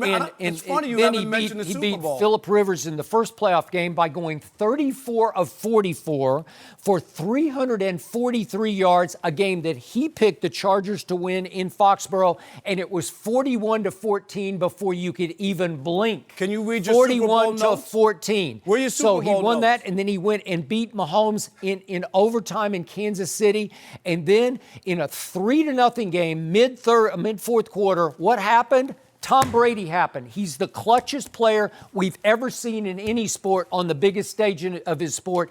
Regularly, consistently clutch. And by the way, over the last 3 years, his clutch numbers in the regular season are simply the best in football. He's averaged 10 yards of completion in what they call clutch time. And over the last 3 years, nobody with one step of separation for his receivers, according to Pro Football Focus, has been more deadly accurate. No quarterback has been more accurate than Tom Brady It's has. easy to be that accurate. Washed He throws the up. ball 6 yards. He can't even throw the ball really? downfield. Okay, so how does he complete them for 10 yards per pop if he's throwing it 6 yards? That's I all. guess That's Running all back, he can throw. Run after the catch. Okay, Yes. don't have to catch. Yeah. Does that count? I think it Yeah, that Oh, there you counts. go with that count. You So- know it counts. He lobs the ball in the backfield. They run 20 yards. He gets a 20-yard completion. So, Come on, Skip. And he had his best game of the year last year at Miami, which has always been their December house of What horrors. happened? They lost that game. All he did was throw for 358 and 3 touchdowns, and Bill Belichick spit the bit and allowed the Miami Miracle on the last play of the game that cost them home field advantage throughout the playoffs and sent them to Kansas City. And Brady said, "It's okay, I got you." Are we going to talk about that sack that he took right before the end of the half? We ain't going to talk about that, huh?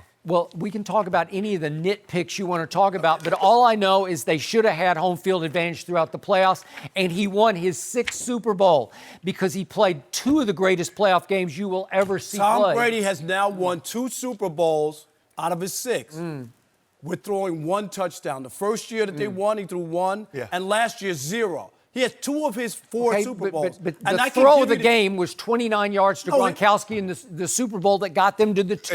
And you wanted him to get MVP for that throw. Yeah, I did because I wanted for that whole series. He had 5 straight completions that just changed the whole game. It won the game. No. And Edelman gets MVP off his first half? Really? Well, That's Tom how bad Brady was. Yeah, exactly. Skip, look.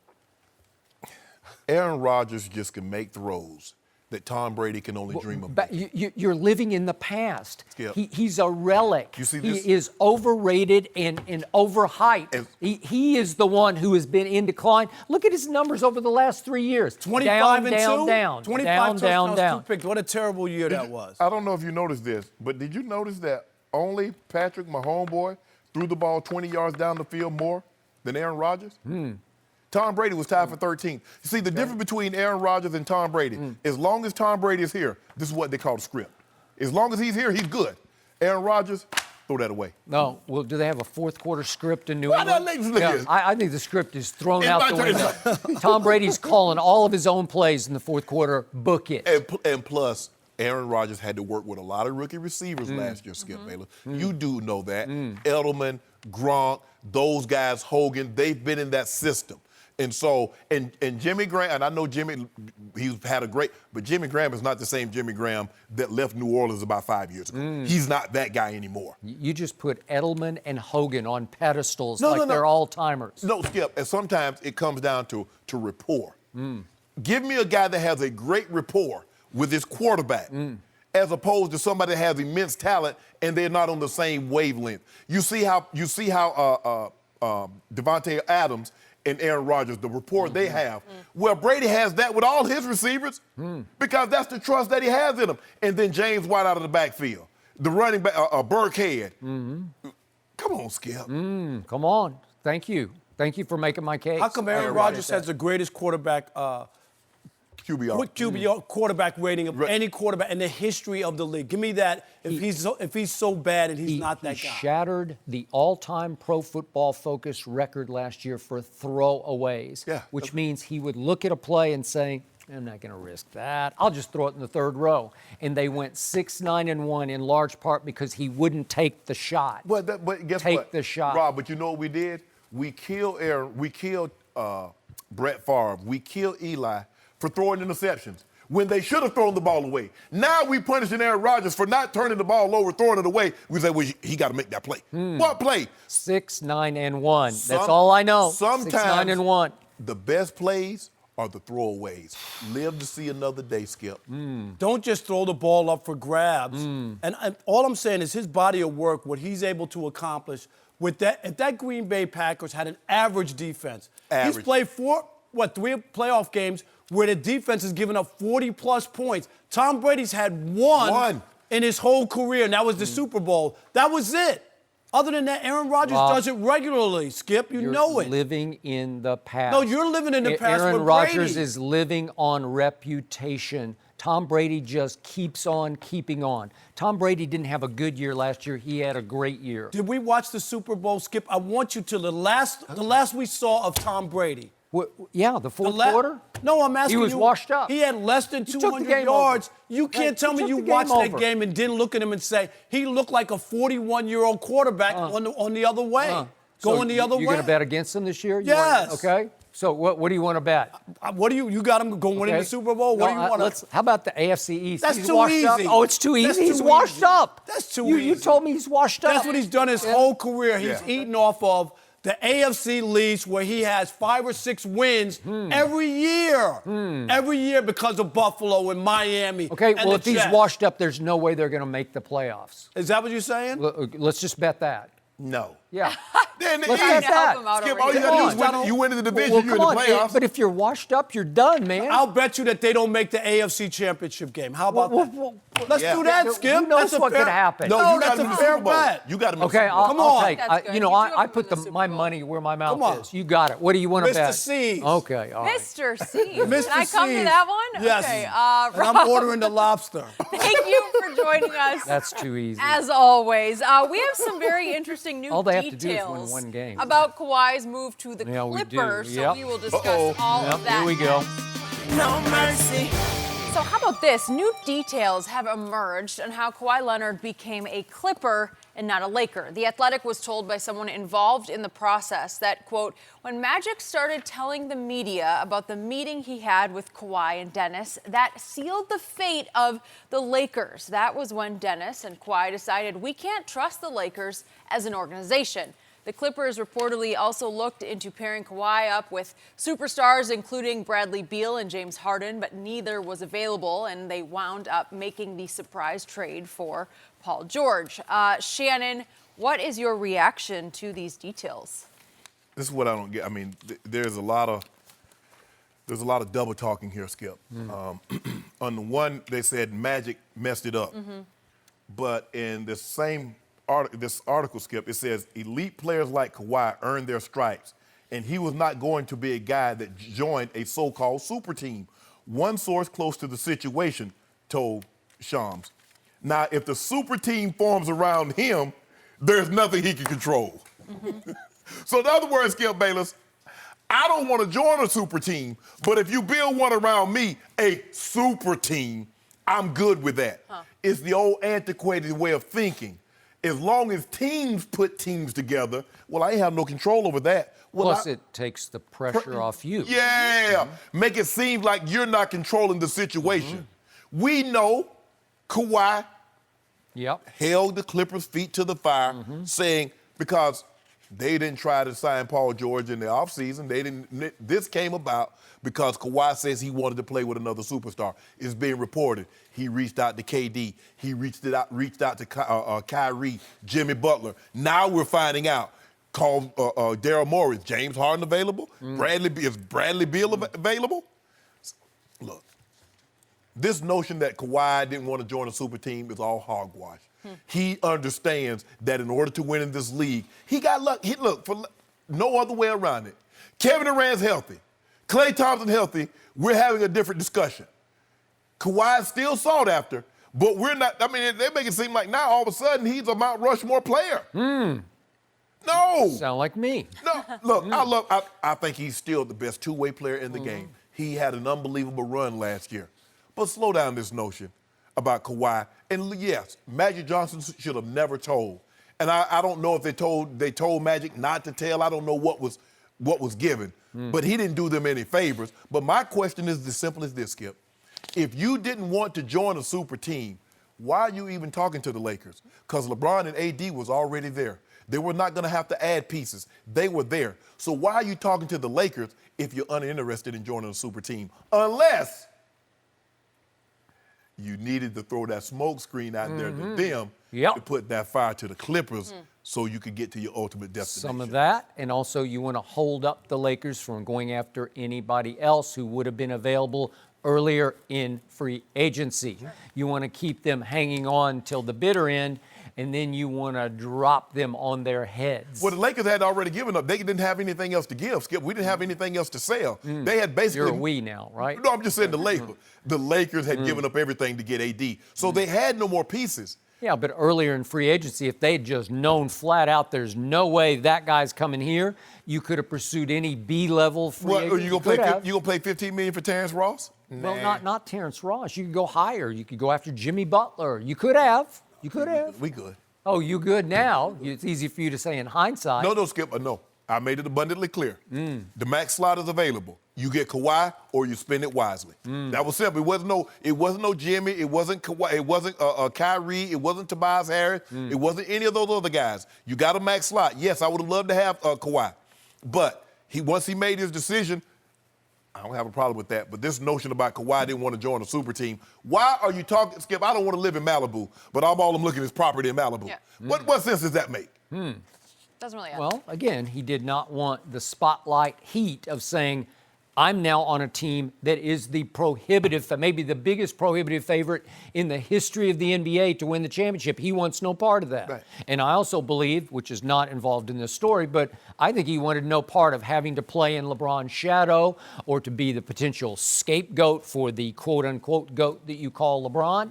And he just, the drama king that LeBron is, he wanted no part of that. He was zeroed in quietly on Clippers from day one. So, but let me ask you a question. Who does Kawhi, the fans, who do you think's going to think, how's Paul George on the Clippers? That's not a Lawrence Frank deal. That's you. That's at your feet, Kawhi. Okay. You and Uncle Dennis pulled that off. Yeah. So, in other words... No, he made it clear to the Clippers, according to this article. Yes! Got to have a co-star. Yes! And not willing to sign and wait until next trade deadline for you to try to land somebody right here, right now, or the threat was, I'm going back to Toronto. Right. So this notion about, not wanting to join the super team, and so who knows, Skip, maybe maybe it's just a dynamic duo now. Maybe that big three that what Kevin Durant, Klay, and Steph, maybe you won't get one of those in the near future.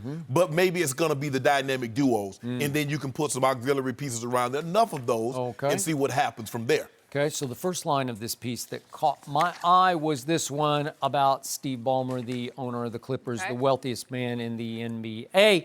Steve Ballmer's competitiveness and willingness to spend any amount necessary to win.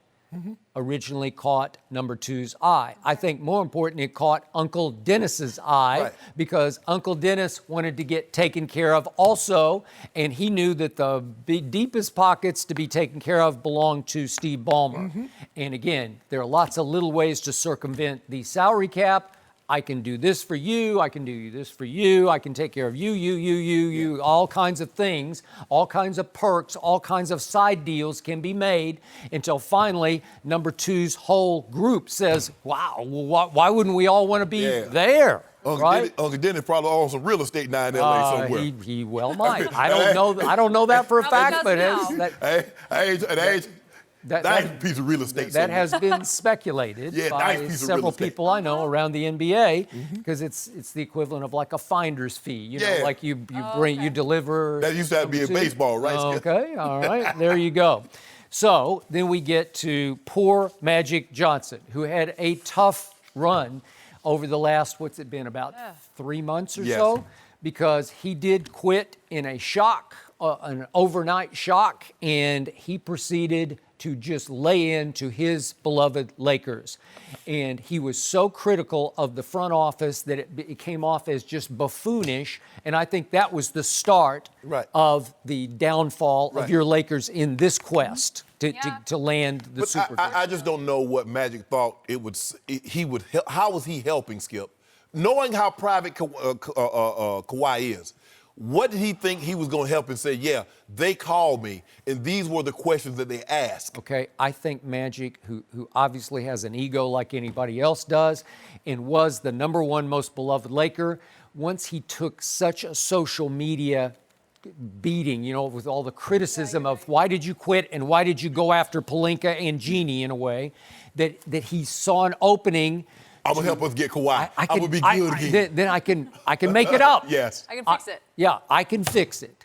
And I'm going to fix it by I'm going to leak it to everybody. He wanted to talk to me on the phone. He and Uncle Dennis both wanted to talk to me. Yes. And once you leak that, according to all these quotes, because there's one front office executive who tells The Athletic, if you screw this up, you are done, you are out. That was the point made to everybody involved in the initial process. Yeah. They didn't say that, but that was the message. It was basically, look, we would appreciate discretion, which means keep your effing mouth shut.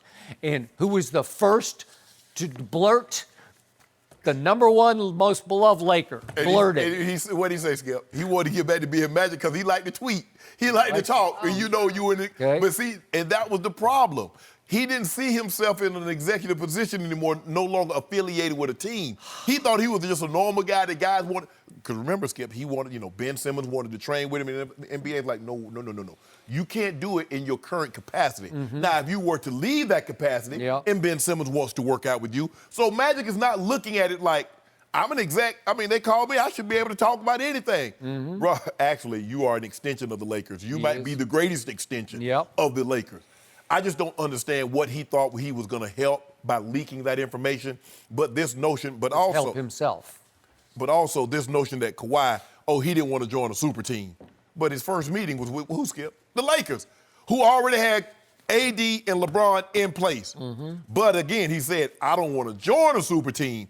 But if y'all put one around me, you know what I'm saying, Skip? I didn't build this fence. But if you put the fence around my house, okay, I guess I can, I can live with it. Kawhi need to stop. Number 2 needs to stop. I've been saying that. You finally flipped around to my side.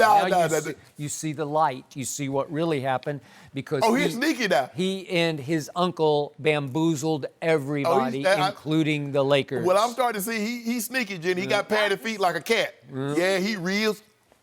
Doesn't say much. Yeah. Up to them the ones you got to watch out for. Yeah. Them the you had. They don't say you up to something. But now they own the NBA, which is why they were front and center at the Pacquiao fight the other night. That was their coming out party to flex and flaunt and say, we got you. That was my grandma used to tell me, boy, you real quiet. What you up to? Yeah. Well, it's like Dennis wanted to make sure you knew he was there. He did. He rolled up on you, Skip. He rolled up on me. I looked up, and boy, you want to talk about well-dressed. Woo! Really? three-piece tie. You know, he had a tie. Yeah. He is a distinguished-looking. I mean, after you deliver the package, you get taken care of. I'm saying. You get one of them bundles. Ooh. A lot of those going around lately. We're switching gears to Baker Mayfield. Is he the next Brett Favre? Yep. We'll discuss all that next. No mercy.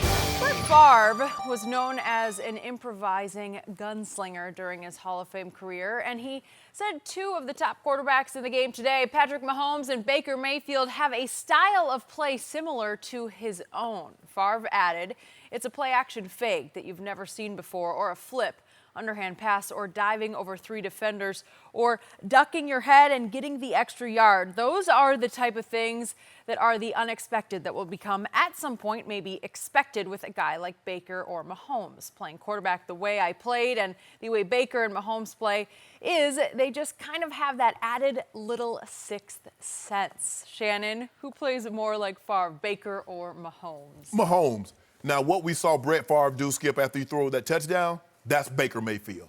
But as far as just playing the quarterback position, the improvisation, that's Patrick Mahomes. Because we've seen Brett, because of his arm talent, that he feels he can fit a ball into anywhere, in any situation. And he was great on the move, and he's looking to throw on the move, he's looking to throw the ball over your head. Mahomes possesses that ability. The thing that when we faced Brett Favre, we wanted to keep him in the pocket. That's it. We wanted to make him, and there, you know, some quarterbacks you're like, wow, Tom Brady is just the opposite. You want to force him out of the pocket. This guy, you want to keep Brett, but he had the ability to escape, and he had better legs than you thought. I think Brett, they're kind of similar. I think Mahomes might be a little more sturdier, but Brett has lost so much weight. Now, Skip, it's hard to believe that he was a 240-pound quarterback. Now he's like I don't think he weighed 240. I think Brett was maybe 230. 230 now. He's about 230.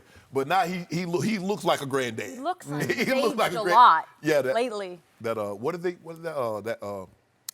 the sleeve that he markets. I forget the name of it, Skip. Oh yeah. The copper? Copper fit. Yeah, copper fit. But Mahomes, Skip, his ability, the improvisation, because I remember Brett actually threw a pass over his head, and it was completed. And you saw Patrick Mahomes earlier rolling to his left. He's a right-handed quarterback. He takes the ball, puts it in his left hand, and throws it and completes it to Tyreek Hill. That reminds me most of Brett Favre. So as far as playing style on the field, arm strength, confidence, Patrick Mahomes is basically almost a carbon copy of Brett Favre. And I see this completely upside down from the way you see it. I think Baker is far more Favre-like than Patrick Mahomes, because Baker does play with more of Favre's fire than Patrick does. I don't see that ever from Patrick. No. And Baker has more of Favre's intangibles because he's got that chip-on-shoulder attitude that Brett had from the first year on, which is, nobody can tell me what to do. I'm going to do it my way, whether you like it or not. That was even early Brett Favre. And remember, Baker and Brett have this in common. They were really both overachievers when they got to the league, because Brett wasn't taken until the 6th pick of the second round, and then he busted for a year in Atlanta because he had issues off the field. Yeah, he couldn't stay out of Buckhead. Thank you.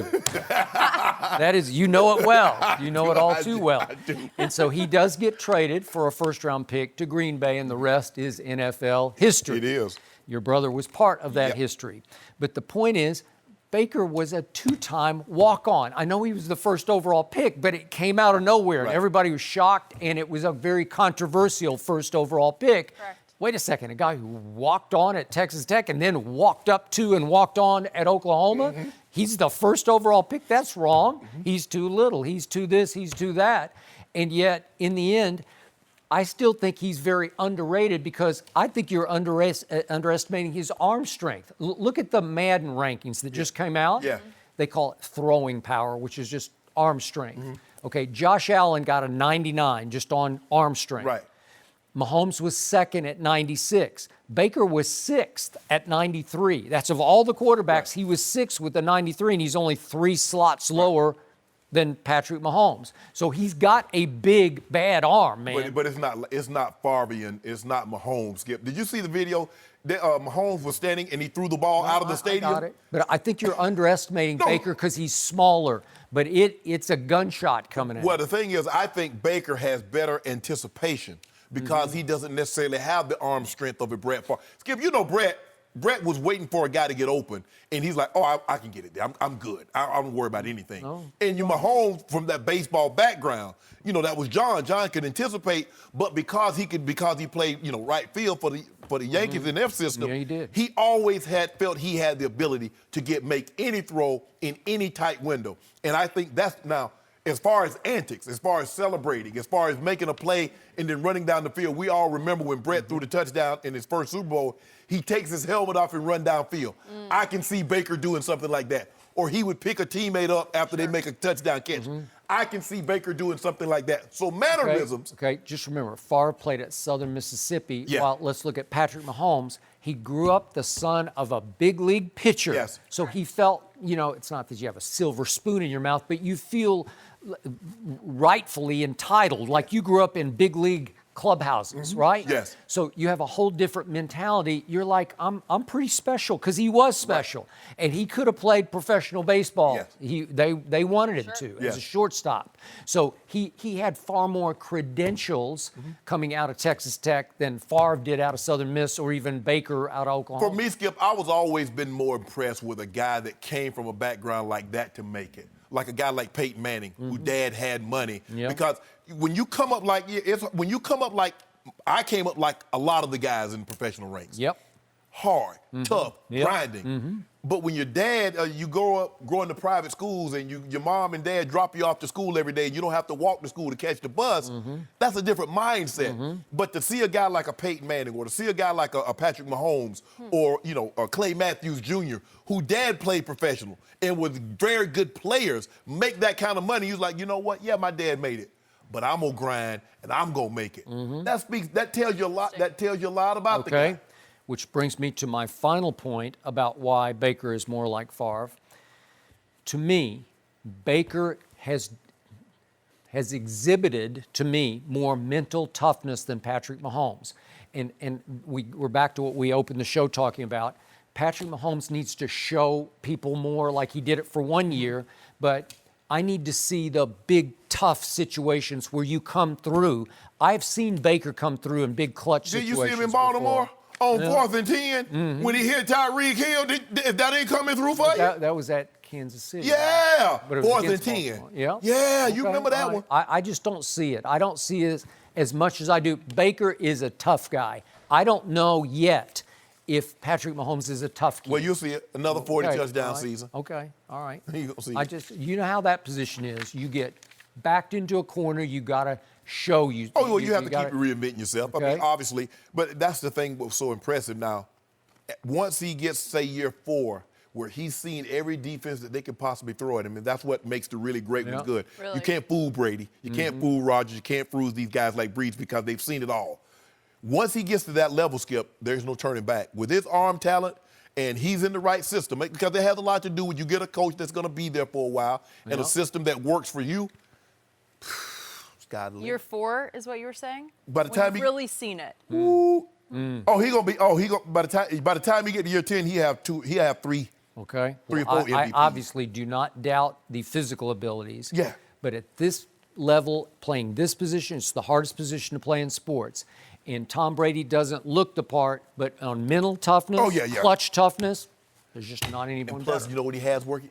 He got a 25, 26-year-old Tyreek Hill. He has a 28-year-old Travis Kelce. He has a 27-year-old Sammy Watkins. Okay. And he just drafted got a guy in the second or third round, Second round. that can fly. He can so fly. he has weapons Okay, around you're him. loaded. Okay, but when push comes to shove, you have to make the play. Well, can the defense, Well, can they get that off the could help. field and All stop giving up 36 points a game and losses? Well, Honey That would help. Badger's going to help that. Yeah, I hope so. Well, Yeah. Don't squander my homeboy, because we've seen that before. We've seen a lot of great years from Aaron Rodgers squandered because they didn't have someone that could get them off the field. Maybe he could have made a couple more throws. Oh, there you go. See, what? Every chance you take a shot at the man. Though. I cannot wait to see what they do this year. Do they play each other? if I have that. Which ones are we on now? We're talking Baker about my Mahomes. homeboy and Baker. And Baker? I don't know. I'm not sure. I just Because he's can't going wait to make watch up, him. because you know what happened. You remember what happened last time they played, Skip? Didn't he throw up a 700 spot on him? Oh, yeah. He threw up a 700 spot. Good memory there. Okay. Okay. We'll have to see. We'll have to Who see. won? I don't remember. There you go. Okay. I want you to remember that. So now all that matters is winning. Unfortunately, guys, they don't play this season, Okay. but we'll have plenty more to see. We'll get to the playoffs because I know what Oh, you're yeah. going Maybe that'll be the case. Yeah. Will Manny Pacquiao get a rematch with Floyd Mayweather? Yes. Freddie Roach is here in studio. I cannot Yes. wait. We will ask him next. No mercy. Our next guest is a boxing Hall of Famer and the longtime trainer for Manny Pacquiao. On Saturday night, the 40-year-old Pacquiao impressed a lot of people with his split decision win over Keith Thurman. Freddie Roach, welcome. Welcome. To Undisputed. So good to have you. Were you surprised by Manny's performance this weekend? No, I kind of expected his performance. We had a really good training camp, and his work ethic is just unbelievable. I mean, a 40-year-old guy still working as hard as he did when he was like 22. I mean, we've been together for 18 years, and he going into the fight, I was really positive. The first round knockdown surprised me, yes, but it was like I said, the old man, he's back. And I saw that a little bit in the training camp actually, and he was hungry for a knockout there, and then everything turned out pretty well for us. But Freddie, it was stunning to see Manny. It looked like he had turned back the clock maybe 5 years. It looked like he was quicker, sharper, more explosive than I've seen him since pre-Floyd Mayweather fight. I do agree with you, and he gave up his killer instinct a lot by he didn't want to hurt his opponents, and all he has to do is beat them. And after losing a couple bad decisions, that kind of went away finally. So did you see a little more killer instinct? Definitely, yeah. Yeah. In this training camp, it was even in his last fight, it was a little more. He's shown a little bit more each fight, and then in this training camp, we definitely saw that killer instinct. And then in the first round, it was just, I was so happy. I said, the old man, he's back. and the right hand, he had some new pop, man, because he was landing. He landed 82 jabs to Keith Thurman's 18. He boxed a really good fight, and then the body shot was really maybe one of my best moments, because we worked on that so much in training camp, because we know that he's been hurt to the body before, and he kind of ran for about 2 minutes there, and I said, I hope the judge scored that a two-point round at least, because I think it was worth it. And Pacquiao, in the middle rounds, he did fatigue a little bit, but then the second win came through in the last couple rounds. The 12th round, he was and he pulled it out. Attack mode, man. Yes. Yeah. Are you surprised you got a split decision and not a unanimous decision? A little bit. I was surprised. I thought Manny dominated the fight, and I didn't think a split decision was the right call. And but judges in Las Vegas, what are you gonna do? So let's get to what everybody cares about the most, and what Manny has been on a mission to accomplish, and that is a rematch with Floyd Mayweather Jr. Can you see it happening fairly quickly? I'm not sure, because Floyd walked out of the arena before the announcement of On who Saturday won the fight. night, Yeah. yep. And I guess he didn't want to get called out by Manny. And he is 42 now, and he's older than Manny, and Manny's performance was unbelievable, and I think that's why he kind of snuck out of there a little bit early. But I mean, this is why we're really in the game right now, because we want that rematch. I want that rematch, because Manny had an injury last time, but after the fourth round, he said, "Freddie, I can't throw it anymore," and I said, "Just do the best you can." And I know we can do so much better in the rematch, and I know we can win that fight. And it's like what me and Manny both want badly, and we would love to get that. Go back to the first fight.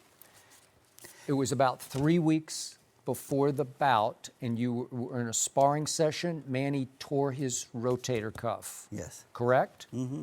And you asked for an injection, which you didn't file the correct paperwork for on the night of the fight? Is that? Yeah, that was a little dodgy. A little bit. dodgy, because Okay. we fill out the same paperwork that Mayweather did, Uh-huh. and Mayweather was allowed to shoot his hands up because he has bad hands, and just with a painkiller, and we were allowed to use a painkiller also, and by the time we got ready to have the shot, the commission came in and says, if you do that, you're disqualified. Okay. And it was, I think Floyd got to somebody because he's a powerful person in boxing. Especially in Las Vegas. Especially, yeah. Right? Yes. Aha. You mentioned the age. Florida will be.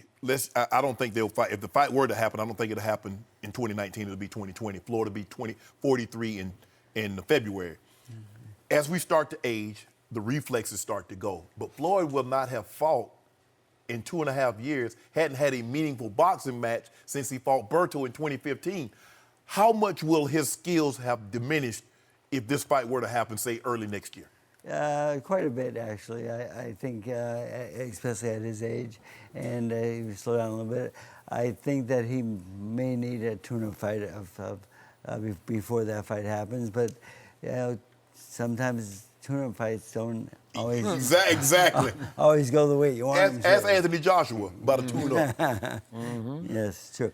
So the thing is, I think Manny's performance is going to scare him away a little bit. And come on, Floyd, one more time. But the money won't scare Floyd away because Manny's performance is going to dynamite that purse sky high, right? Definitely. And and both guys who spend the money. Floyd seems like he spends his, Manny gives his away. That is correct. And he's the most generous person I've ever met in my life. Wow. He's just, he just wants to help the people. So both guys need the money, and the money would be there, especially after Saturday night's performance. Definitely. I agree. So would Manny need another fight, or would you rather Floyd be next? No, Floyd be next. Yeah. Manny's he's always in condition, always doing something. I mean, the best part about it is that when he's home right now, he's not boxing. He's doing the Senate work and so forth. There's no wear and tear on him, and he's playing basketball every day, his favorite sport.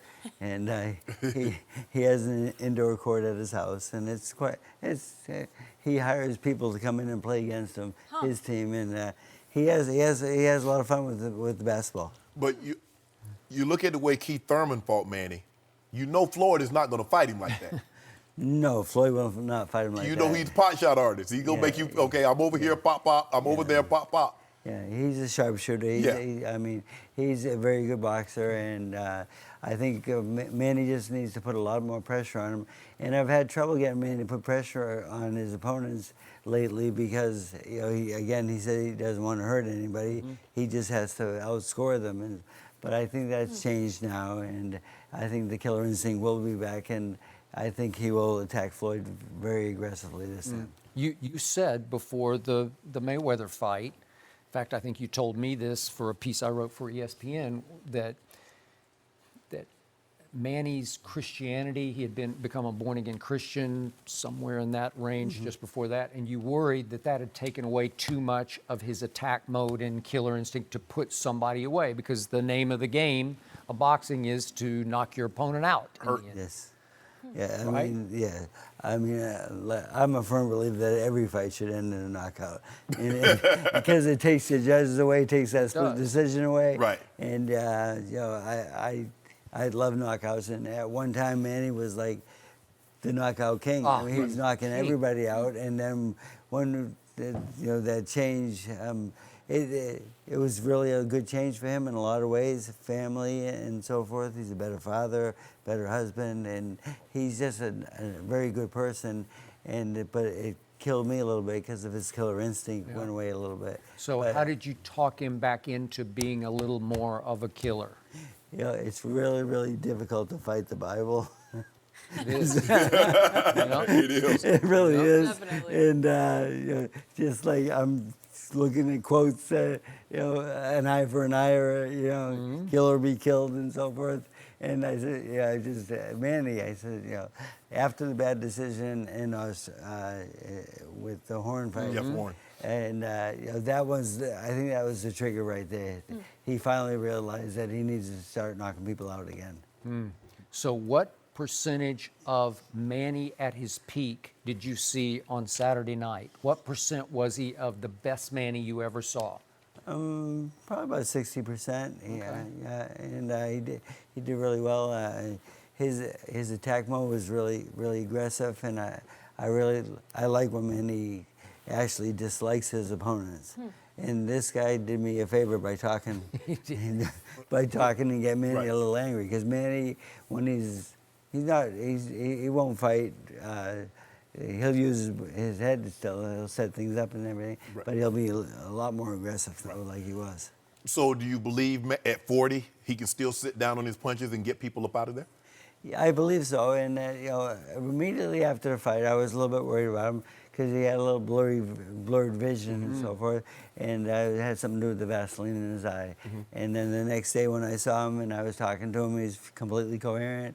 He was having fun, and the old man, he was still there. He definitely has at least one more fight in him, for sure. And he took some shots. I mean, Thurman got him a couple times. Yeah, a couple of good right hands. He buckled him. He actually hurt Manny at least once or twice in that fight, and and that's part of the fight game. And Thurman showed a lot of heart. He came back. The middle rounds, he was starting to shift his way, and I had to really get on Manny about let's take this lead back. Let's be more aggressive and go after this guy. So it worked. The last couple rounds, he pulled the fight out. But you do know, in order for Manny to get aggressive, he subjects himself to take some shots. Oh, for sure. Yeah, Manny's defense is his offense. Right. I mean, and that's kind of the way we go into fights. Right. Because we know that Manny's going to take some shots. Right. And he took a couple of big right hands in that shot, but he buckled a little bit, but he came back really well. And in between rounds, he was very coherent and understood everything that was going on. Yeah, he looked good. I mean, this was the best Manny I've seen, especially the in and out, because that's how he fights. He's in and out, and he got caught. That's why Marquez got him. He got caught coming in, but his style of in and out and side to side, he was unbelievable. Yeah, I mean, he looked good. I was telling him we're walking into the arena, and I'm showing him. I said, okay, now the in and out, we have to have that. Right. I said, feint him and get out, make him throw and counter his lead, and it worked very well for us. It was really nice to see that back. Right. He was great. I didn't see that coming. I'm gonna be honest with you, Fred. I didn't think he had that in him anymore. All of us were enjoying it. Freddie, we're going to take a quick break, but we want to keep you around because we have so much more to get to, so we'll be right back. No mercy. Freddie Roach is back with us. Now, you've actually done some training with Reverend Jesse Jackson, and I'd love to learn more about what you guys have been doing. Yeah, he called me up one day out of the blue and said, "This Jesse Jackson," and he said, "I'm wondering if you can help me." And I said, "What's wrong?" And he told me he has Parkinson's, and I asked him what his symptoms were, and he didn't have so much like tremors like me or Ali had at one time. He had more body motion where if you called his name, he would turn his whole body and so forth, a little more stiff. It's just another type of Parkinson's. So. And so he says, "Can you help me?" And I said, "I think so." I say, "Can you come down to the gym?"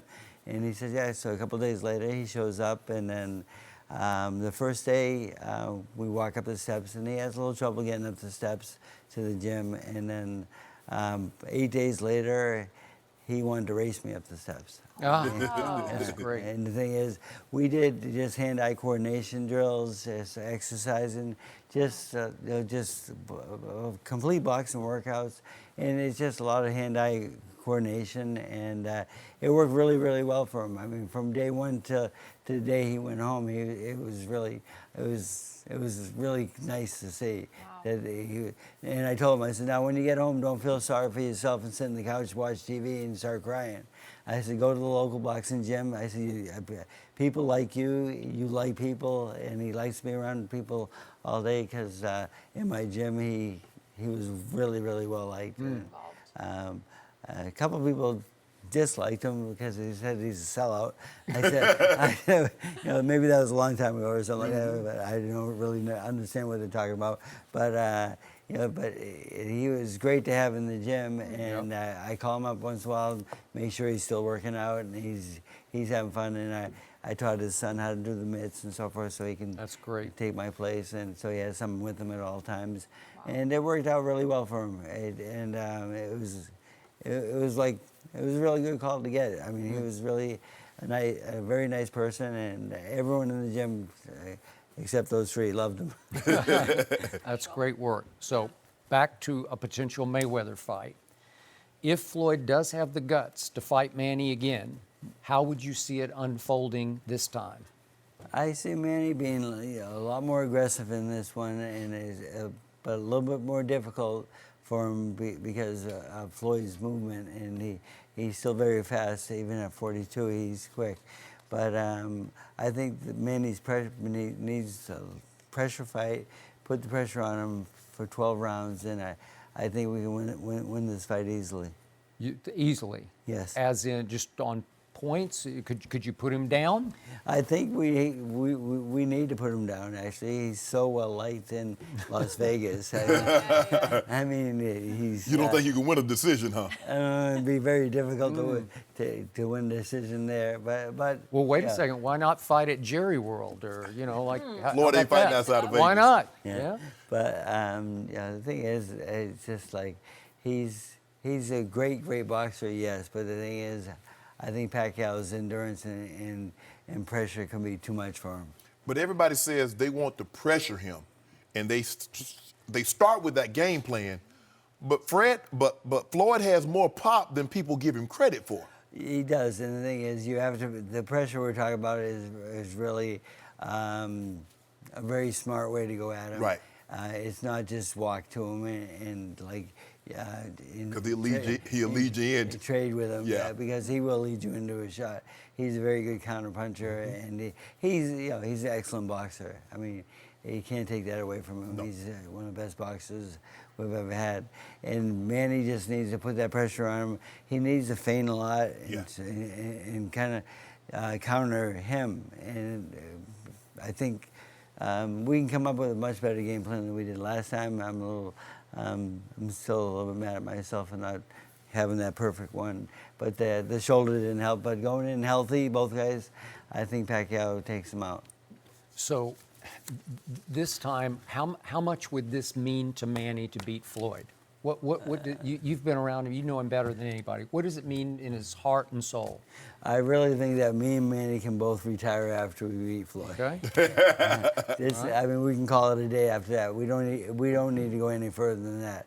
I mean, he's like one of the best fighters in the world, and he got the decision last time, and it was a very close decision, even though Manny had a bad shoulder. But Manny, 100% healthy, I think walks right through him. Does Manny dislike Floyd? I won't say that. Manny doesn't really dislike anybody. He's one of those guys. He's a likable person. I mean, even going into this last fight, and the guy was talking a little bit and so forth. He get irritated a little bit and so forth. But when it's over, he doesn't dislike anybody. It's gonna if Manny were to beat Floyd, that's not the end of it. It's gonna be a rematch. This is. How old are they going to be? Yeah. But for enough money, they'll be out there at 50 fighting. Yeah. But the thing is, if Manny wins, the third fight is definitely going to be probably necessary. Yeah. And I wouldn't even doubt that they have 2 dates in the contract. Okay. Let's make this happen. All right. Oh my gosh. Yep. It's exciting.